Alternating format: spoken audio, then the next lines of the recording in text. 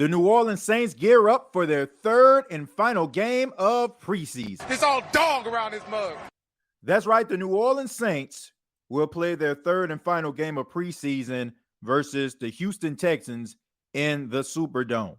And head coach Dennis Allen has already come out and said that quarterback Derek Carr will not be playing in this game, as well as other starters. So this means that this is an opportunity for other guys to be able to step up and maybe make this 53-man roster, to take advantage of the opportunities that will present themselves in week number 3. Now, we know that traditionally the final game of preseason, you don't see many starters unless, it's probably a young, inexperienced guy that's probably going to start, but a coach wants to see a little bit more of them. If you're listening to this right now on a Friday, you got guys like Bryce Young, who is going to be playing in the final preseason game for the Carolina Panthers. I'm pretty sure CJ Stroud probably gets some time as well. So you want to see something out of these younger guys, the seasoned veterans like the Mike T's, the Derek Carrs, the Cam Jordans. You're not going to see these guys out there. You already know what you got. So this opens up opportunities for guys like Shaq Davis. This opens up opportunities for guys like Ellis Merriweather, guys that are on the bubble, probably are a long shot, but still could possibly make the 53-man roster by going out there and performing at a high level. We've seen guys rise to the occasion, guys like Nico Lalos, of course. Nico Lalos had 3 sacks last week. We also seen, guys that fumbled the bag, guys like, unfortunately, Brian Edwards. They had opportunities to step up and did not do it. But guys like Shaq Davis, guys like Ellis Merriweather, guys like Nico Lalos could put more positive things out there on tape in order for them to be looked at on the final 53. And, you got to take advantage of that. We're probably going to be seeing, Jameis Winston is probably going to start the game. Well, not probably. I think Dennis Allen already said that Jameis Winston is going to start the game. And you're going to see guys like Jay Haener. I'm going to just be real with you, man. If you would have told me that Jake Haener would have looked better than Bryce Young, would have looked better than CJ Stroud, would look better than Anthony Richardson as a quarterback in the National Football League, I would have thought that you were tripping. But if you look at Jake Haener and the way that he's been playing in preseason, you have to be impressed. I mean, I've seen articles and I've seen talking heads talking about Jake Haener, saying that Jake Haener is looking really good, making Jameis Winston look expendable. I don't know about all that.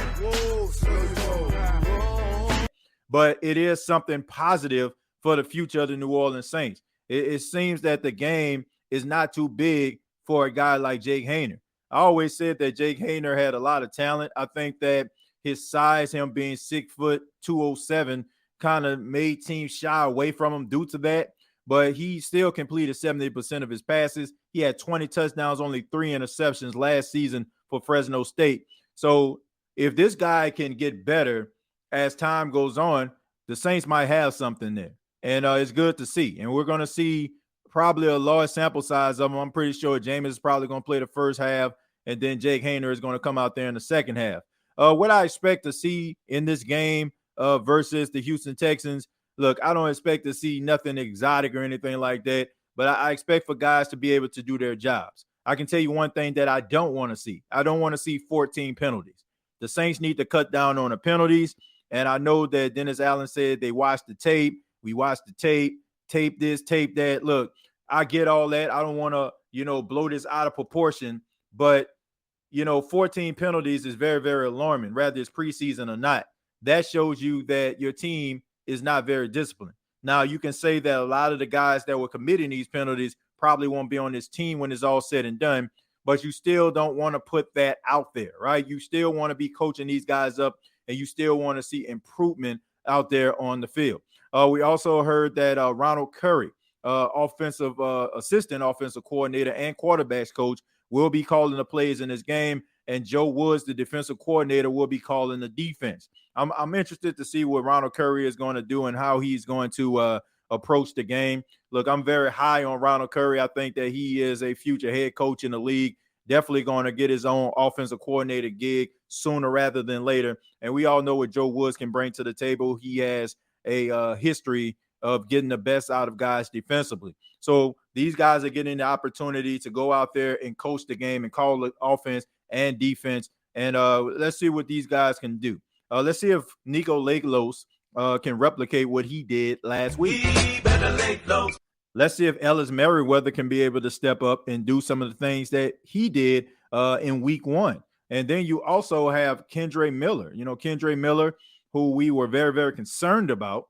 We didn't know if this guy was going to be able to play for at least for a month or two, but he went out there and he had a really good showing. Let's see if he can actually build on the momentum that he created last week. And if they do that, then they'll be just fine. Look, there's some guys out there that need to be able to step up. Guys like Quan Baker. I haven't really heard his name as far as like catching passes or anything like that. That's not a very good sign. Keith Kirkwood, I didn't see him last week, but he caught a touchdown pass. You got some of these other guys like Shaq Davis.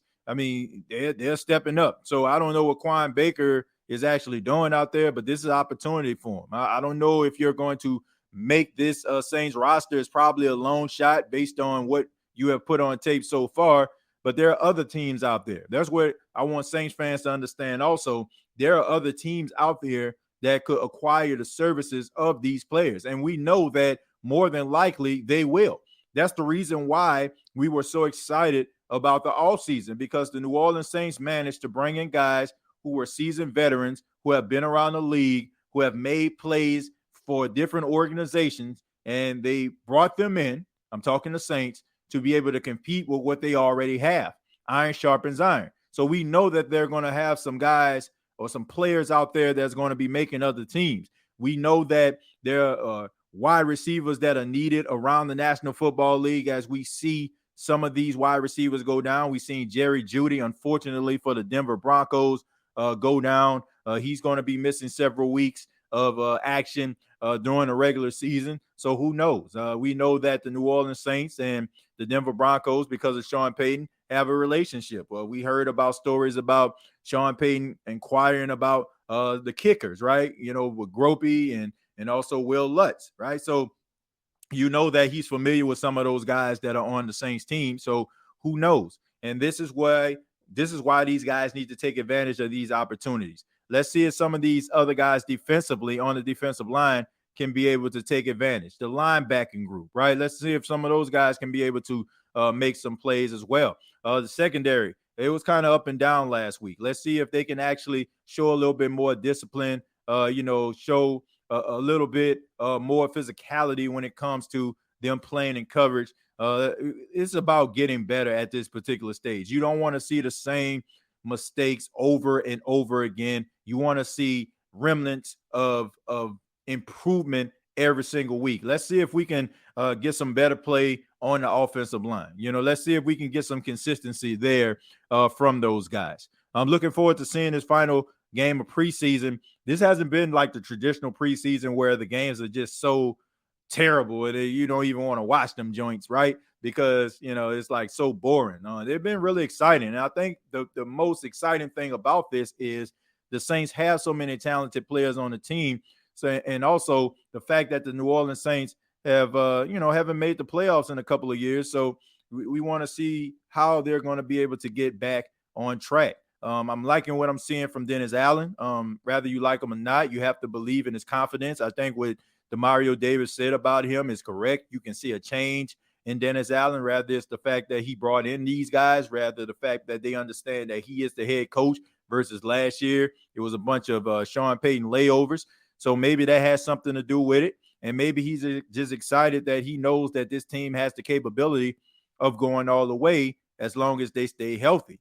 I believe him. I believe in this team. I think that this team can be really, really good. The only thing that is stopping the New Orleans Saints from reaching their full potential is the New Orleans Saints. So let's get away from the penalties. Let's get away from the undisciplined play, and they can play up to their potential. I think the Saints can be a magical team in 2023.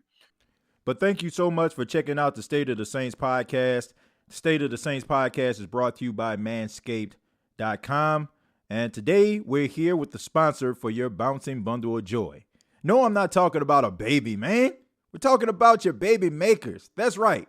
Today's show is brought to you by manscaped.com. But just like your baby, your delicate little guys have sensitive skin and deserve products that are not only skin safe, but made with safe ingredients. That's where Manscaped Platinum Package comes in. From their razors, shower care, this package goes above the gold standard for your body hair. So treat your beautiful boys to the world's finest toys at manscaped.com. Go to manscaped.com, use the promo code State of Saints, and you will save 20% off of your purchase. Once again, manscaped.com, use the promo code State of Saints. But thank you all so much for checking out the State of the Saints podcast. I really do appreciate it. Previous episodes are available on Apple Podcasts, Spotify, iHeartRadio, and Anchor FM. That's the end of the State of the Saints podcast. And, you know, I would be remiss if I didn't mention this. Anybody that knows me knows that I am a huge WWE fan. And unfortunately, on yesterday, Wyndham Rotunda, also known as Bray Wyatt, passed away at the age of 36 years old. This was shocking, to say the least. It came out of nowhere, and it's very, very sad, man. You know, this is a guy who, you know, a lot of wrestling fans loved. They loved his Bray Wyatt character, the fact that how he just embraced that character and made people believe in that character. You know, I can remember like some of his best matches. I can remember like, you know, when he was the leader of the Wyatt family against the Shield, and, you know, just his matches with Daniel Bryan and so many just other moments, the Firefly Funhouse. I mean, all these different personas that he created. And it's just really sad, man. The fact that, you know, he had a heart attack at such a young age. The fact that he had some young kids, you know, I want to say one of his kids are like my son's age. And, you know, the fact that he's only a year younger than I am, you know, just kind of put things into perspective for myself. Just makes you realize that life is short, and you should embrace life and just love every minute of it and not take anything for granted. You know, it's very, very sad, man.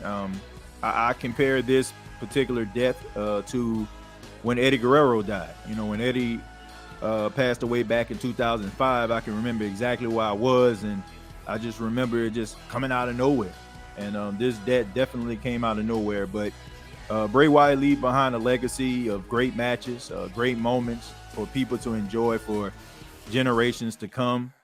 You know, some of the things that he did, a lot of people may not like, you know, as far as his character and some of the decisions that were made, but he always tried, man. He always tried to entertain folk. He always tried to bring people in, and he took his character very, very seriously. So I want to say rest in peace to Bray Wyatt. Thank you for the moments. Thank you for the great matches, and thank you for the memory. Your legacy will definitely live on. Rest in peace.